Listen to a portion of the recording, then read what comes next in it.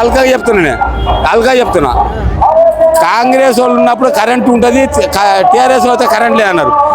TRS వచ్చినప్పుడు 6 నెలల current వచ్చింది. ఈ ఏళ్ళకి కరెంటు అట్నే ఉందా?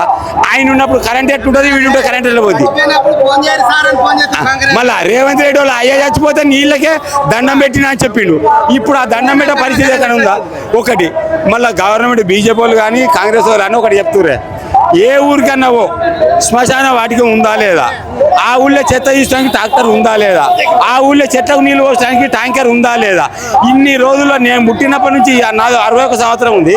ఈ పుట్టినప్పటి నుంచి ఇటువంటి ఏర్పాటు ఎక్కడన్నా చూసిర్రా? ఎవడన్నా ఇచ్చిండా? మరి అప్పుడు వీళ్ళు పైసలు ఇస్తలేరా? అప్పటి పైసలు లేవా? ఇప్పుడు ఇస్తలేరా? సరే ఆయన ఉన్న 10 ఏళ్ళకి ఇచ్చారు, ఇప్పుడు ఇన్ని ఉన్నప్పుడు ఇస్తలేరా? నేను మా బడాబాయ్ చోటబాయ్ అని అన్ని తీసుకొచ్చి మరి ఏం చేస్తావు? ఇప్పుడు అప్పేం చేసి నువ్వు చేసిన 2,80,000 కోట్లు ఏం చేసినావు? ఓన్లీ ఢిల్లీకి మోసడానికే కదా.